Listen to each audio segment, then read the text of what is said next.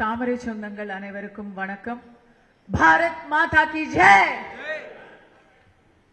மேடையில் வீற்றிருக்கும் எங்களுடைய அபிமானத்துக்குரிய KT ராகவன் அவர்களுக்கும், கலை கலாச்சார பிரிவின் தலைவர், என்னுடைய திரையுலக முதலாளி சிவா அவர்களுக்கும் வணக்கம். மற்றும் மேடையில் வீற்றிருக்கும் மாநில பொறுப்பாளர்கள் அனைவருக்கும், என் சகோதரர் வெங்கடேஷ் அவர்களுக்கும், எனக்கு ஒரு அழகான முன்னுரையை கொடுத்தவருக்கும் என்னுடைய வணக்கம். எல்லாருமே நிறைய பேசியிருக்கிறாங்க. இப்ப ராகவன் அவர்களுடைய உரையை கேட்க நீங்க எல்லாருமே ஆவலா இருப்பீங்க. அதனால சுருக்கமா ஒரு 3 விஷயத்தை நான் சொல்லிக்க விரும்புறேன். முதல்ல, வந்தே மாதரம், வந்தே மாதரம் இந்த முழக்கம் முதலாக ஒலித்து 150 ஆண்டுகள் நிறைவடைந்திருக்கிறது. இதுதான் 150th இயர்.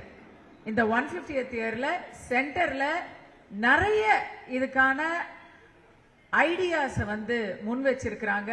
எப்படியெல்லாம் வந்தே மாத்திரம் என்ற அந்த எழுச்சி மிகு 2 வார்த்தைகளை ஒவ்வொரு இடத்திலும் அந்த தேசப்பற்றை ஒவ்வொரு குடிமகனுக்கும் கொண்டு சேர்க்க வேண்டும் அப்படின்னு சென்ட்ரல்ல இருந்து மத்தியில இருந்து நிறைய முனைப்புகளையும் முன்னெடுப்புகளையும் எடுத்து வச்சிட்டு இருக்கிறாங்க. நான் குடியிருக்கக்கூடிய தெலுங்கானா மாநிலத்தில் காங்கிரஸ் கவர்மெண்ட் தான் நடக்குது. ஆனா அங்க இதுக்கு ஒரு மிகப்பெரிய அளவுல ஒரு விழாவே எடுத்துட்டாங்க 2 நாள் முன்னாடி. தமிழ்நாட்டில் ரொம்ப அமைதியா இருக்குது. இத்தனைக்கும் கொடிகாத்த குமரனும் பாரதியும் எண்ணில் அடங்கா சுதந்திர போராட்ட வீரர்களையும் கொடுத்த ஒரு புண்ணிய பூமி இந்த தமிழ் மண்.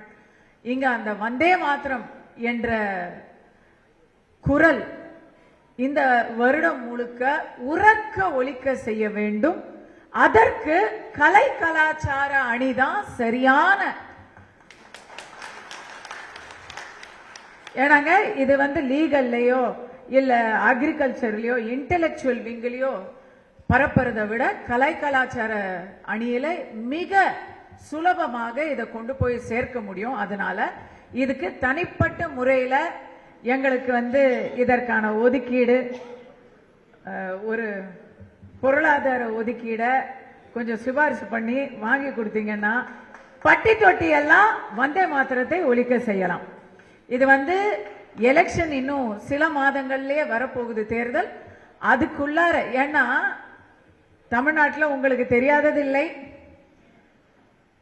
ஒண்ணு சங்கி, இல்ல கோபேக் மோடி, இல்லனா இந்தி ஒழிக.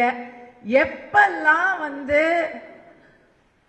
திமுகவுக்கு பிரச்சனை வருதோ அப்பவெல்லாம் அவங்க எடுக்கக்கூடிய ஆயுதம் ஒண்ணு குறிப்பிட்ட சமூகத்தினர் அவங்கள பிராமணர்களை ஒழிக்க வேண்டும், இல்ல இந்தியை துரத்த வேண்டும், இல்லனா பிஜேபி உள்ள வந்துடும். இதுதான் அவங்க எடுத்துக்கிட்டு வருவாங்க.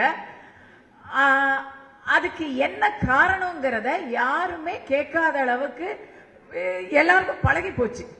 மக்கள் பிஜேபி வந்துரும், பிஜேபி வந்துரும், சரி வந்தா என்ன அப்படின்னு இப்பெல்லாம் மக்கள் நல்லது, சரி வந்துருமா, அது ஒன்றும் ஒரு மோசமான விஷயம் இல்லையே அப்படிங்கிற மனநிலைக்கு கொஞ்சம் கொஞ்சமா மாறிக்கிட்டு இருக்கிறாங்க. தமிழ் பற்று அப்படின்னு திமுக என்னைக்குமே பேச முடியாது. அவங்க திராவிடைய சித்தாந்தத்தை தான் அவங்க பேச முடியும். ஆனா தமிழ் பற்றையும் தேசப்பற்றையும் இரண்டுமே ஒன்றுதான், வேறு வேறு இல்லை அப்படிங்கறத நம்மால அழுத்தி தமிழ்நாட்டில் எல்லா இடத்துலயும் சொல்ல முடியுமா?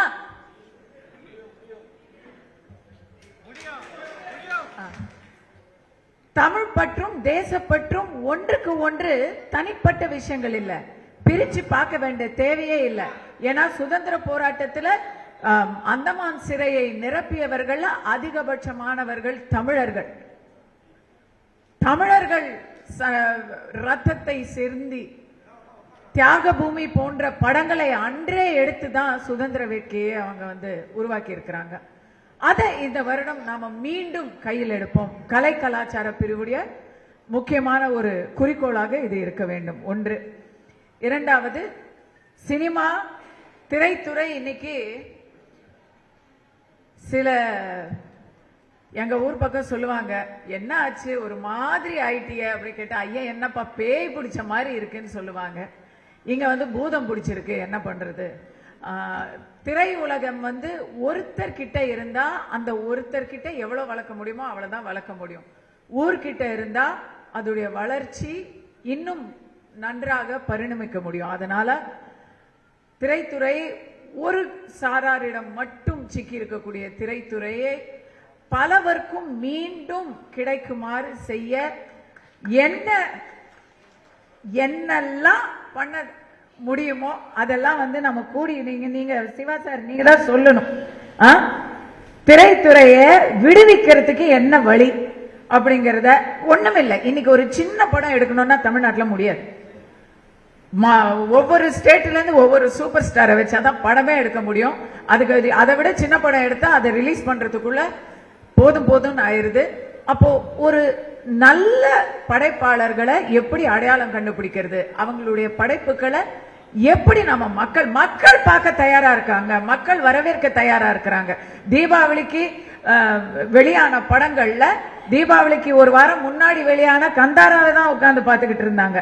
ரொம்ப அதனால நல்ல படம் எங்க இருந்தாலும் அத தமிழர்கள் தமிழகத்துல வரவேற்க தயாரா இருக்கிறாங்க. அந்த வரவேற்ப ஒருத்தர் மட்டும் ஏன் பிடிச்சு வச்சுக்கணும், அதை நம்ம திருப்பி மீட் எடுப்போம் அப்படிங்கிறது ஒரு முக்கியமான கோரிக்கை. இத பத்தி சிவா சார் வந்து முழு மூச்சாக இதற்கான முயற்சியை நம்ம எடுக்கணும். அது ஒண்ணு. மூணாவது ஒரு சின்ன விண்ணப்பம். எல்லாரும் எனக்கு முன்னாடி பேசினவங்க எல்லாருமே வந்து கலை கலாச்சார பிரிவு பிரிவுன்னு சொல்றாங்க. பிரிவு என்பதும் பிரிவினை என்பதும் நமக்கு கலை கலாச்சாரத்தில் வரவே வேண்டாமே. அணி என்று சொல்லுவோமே. அணி என்றால் எல்லோரையும் ஒன்று அணைத்து ஒன்று இணைத்து முன்னெடுத்து வைப்பது. பிரிவு அப்படின்றது வந்து பிரித்து பார்ப்பது. அதனால கலை கலாச்சார அணி எல்லா வகையிலும் பாஜகவின் முக்கிய அணியாக வெற்றி பெறும். அதுதான் என்னுடைய, அதற்கு நாம் அனைவரும் சேர்ந்து உழைப்போம் என்பதுதான் நம்முடைய ஒரு உறுதிமொழி. நன்றி, வணக்கம்.